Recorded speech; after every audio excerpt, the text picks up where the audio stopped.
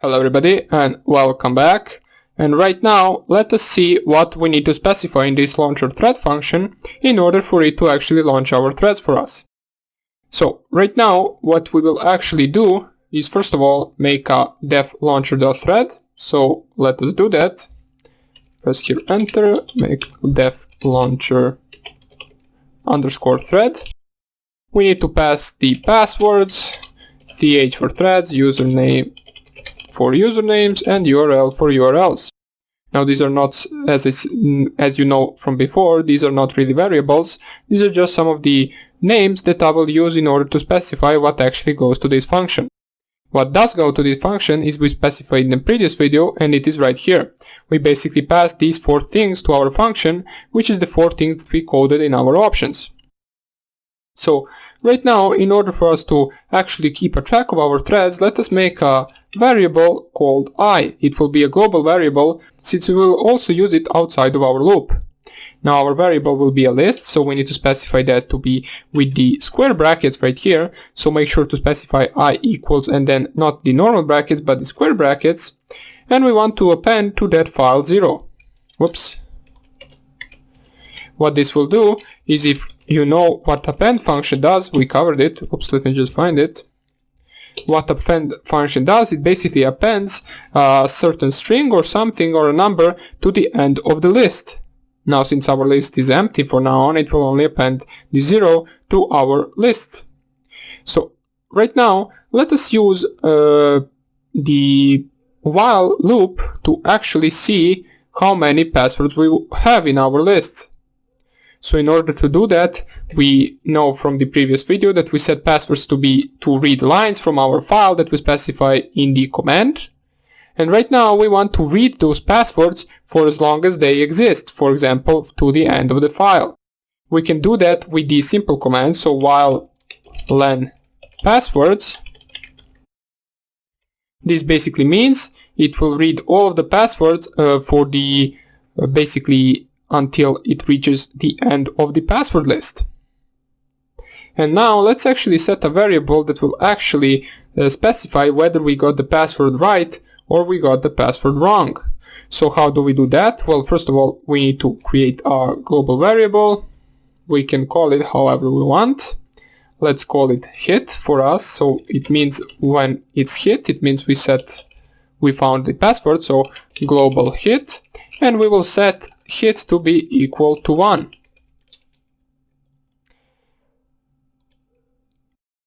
Now don't set it to be equal to 1 as a number, set it to be equal to 1 as a string. So go back to your function down here, and basically all we want to do right now in our while true loop, or not while true, while length of the passwords loop, we want to first of all check if hit equals to the 1. So if we check that, if hit does equal to 1, that means we didn't find the password. Since basically if hit, we will set the hit to be equal to 0 once we actually hit the password that we actually can log into our page. So what we will do right now is we will actually check out if the number of threads is among the threads specified in the launcher functions. So for example, let's say user specifies the threads to be 5. And we only have 3 threads in our function or something like that. We want to check out that as well. But we want to do that with try and except rule, since we can always hit the keyboard interrupt, the same as we coded right here, in order to stop the program. So how can we check if the current number of threads in our I variable that we specify for our threads is smaller or bigger than the thread specified from the user with the threads option? So we can do that if I0 in our brackets is smaller than th.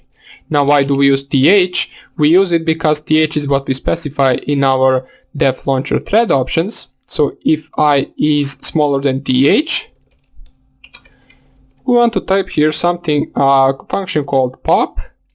Pass wd is the variable that will put the passwords.pop in. So you remember in the basic Python we learned what pop function does. So basically it is used for lists, as our passwords variable is actually not a variable, it is actually a list that contains all the passwords in red line by line. So what we need to do is equal passwords.pop, and then we specify 0 right here. So the next thing we want to do is if it is smaller than th, as we specified right here. Oops, first of all we need to tab this in order to belong to the if loop. We need to add another thread to this basically list called I. So let us do that. We can do that like this. So I of 0, which is the first element of our list, equals I of 0 plus 1. So this I of 0, I need to remind you, is basically referring to the first element of the list itself. And all we have to do right now is actually create a thread on a function, or basically a thread on our class that we didn't code yet, which will actually run the attack itself.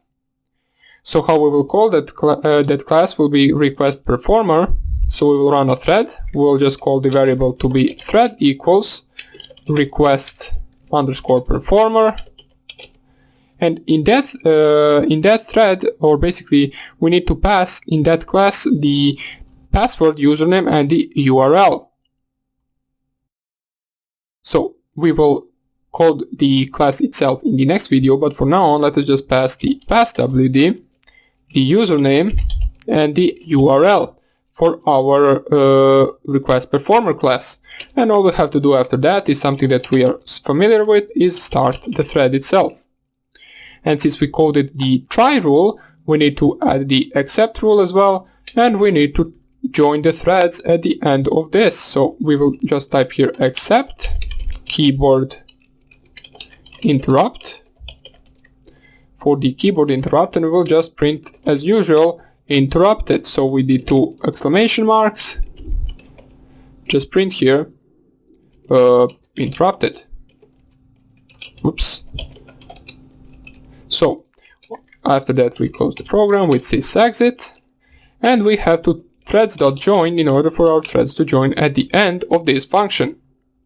So right now what we are left to do is actually code the class itself in our program, and we will do that in the next video, and after that we will actually test our program to see if it actually works. So let's see what we actually did for now.